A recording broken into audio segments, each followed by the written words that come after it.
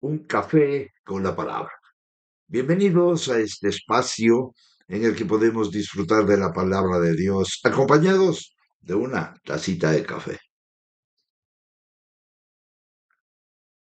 El día de hoy, lunes 29 de junio del 2026. El cedro, las águilas y el renuevo del Señor.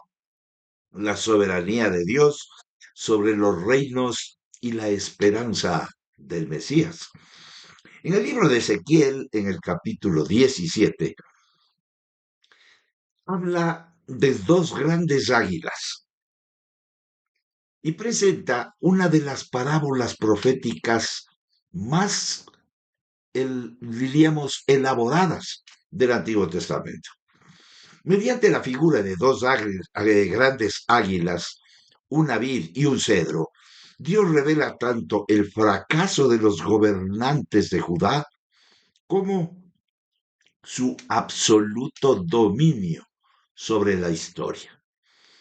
Aunque el reino davídico parece llegar a su fin, Dios promete plantar un nuevo renuevo que llegará a ser un cedro majestuoso, bajo cuya sombra hallarán refugio las naciones.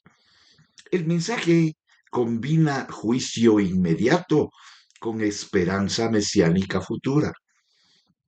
Cuando los hombres quebrantan su pacto buscando seguridad en el poder humano, Dios juzga su infidelidad, pero su pacto soberano culminará en el reino del Mesías.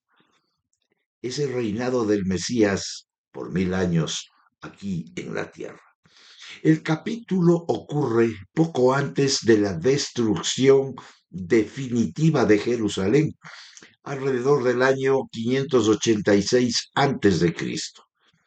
Los personajes históricos son la primera águila, Nabucodonosor, rey de Babilonia; el cedro, la casa real de David; la semilla, Sedequías; la segunda águila, Egipto, el faraón Ofra. Sedequías había jurado fidelidad a Babilonia en el nombre de Dios. Lo leemos en Segunda de Crónicas 36:13. Pero rompió dicho juramento buscando ayuda militar de Egipto. El problema no fue solamente político, fue una revelación espiritual contra Dios, porque el pacto había sido hecho involucrando el nombre del Señor. La parábola de las águilas muestra la primera águila, que representa a Nabucodonosor, como ya lo dijimos, y extrae la copa de cedro.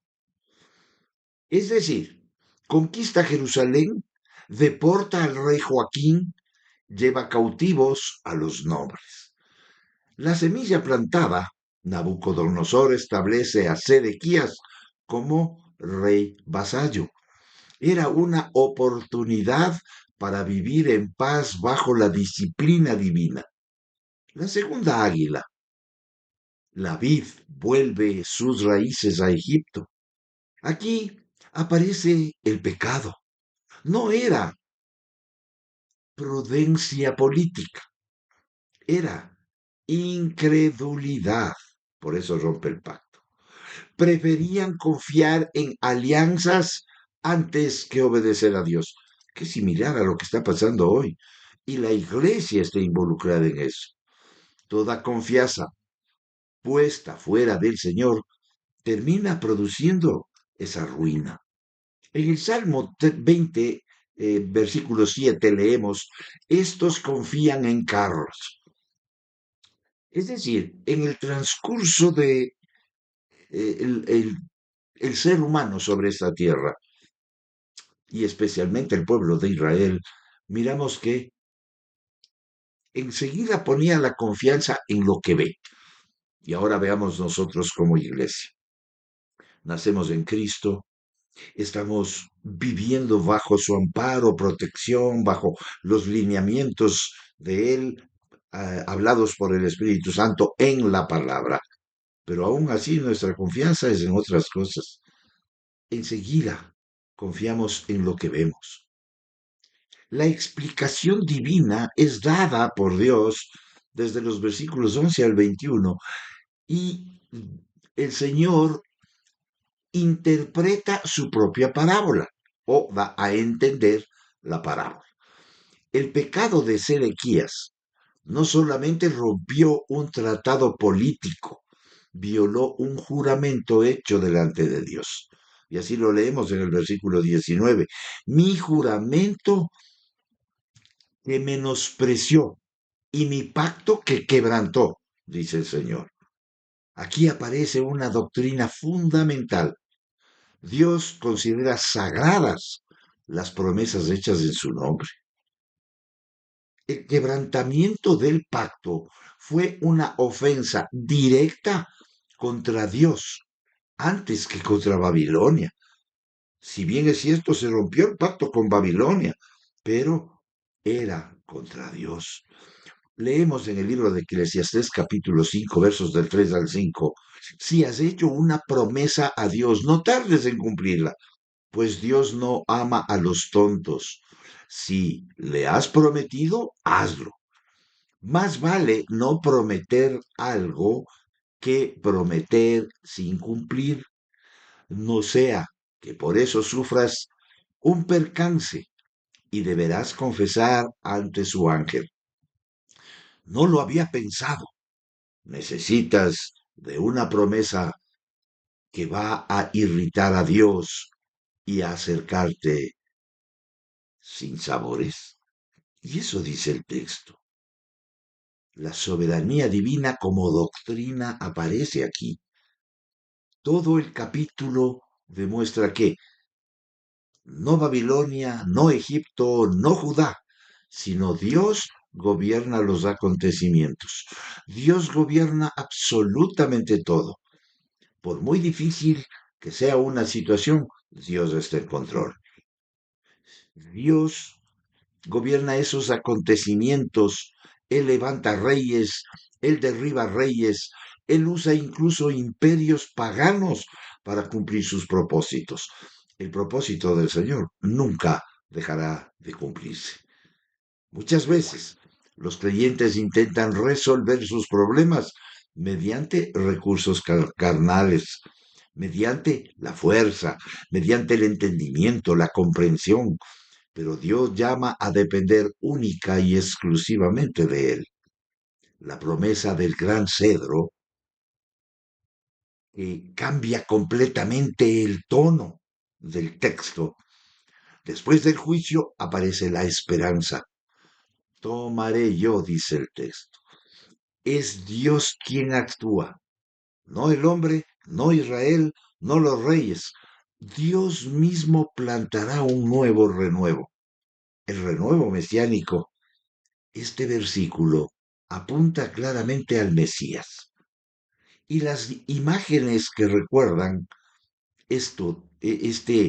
diríamos, este hecho, esta promesa del Mesías. Leemos en Isaías 11, Jeremías 23, en Zacarías 3, en Zacarías 6. Cristo es el verdadero descendiente de David. Él establecerá el reino eterno. El gran cedro, que habla en el versículo 23, y habitarán debajo de él todas las aves. Las aves representan las naciones.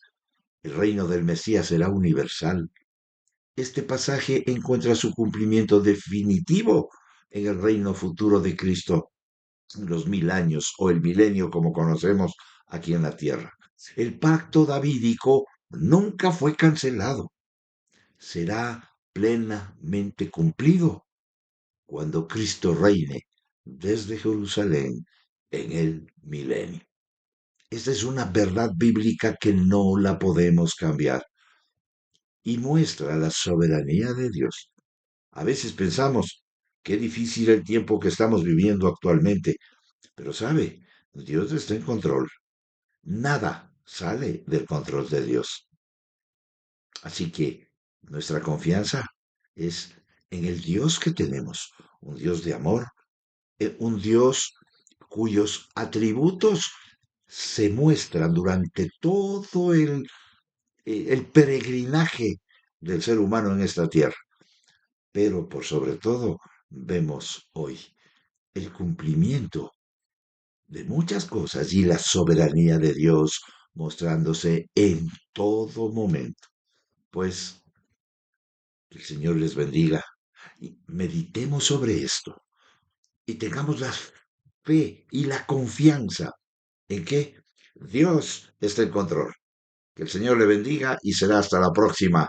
Vive un café con la palabra, si así el Señor lo permite. Hasta pronto.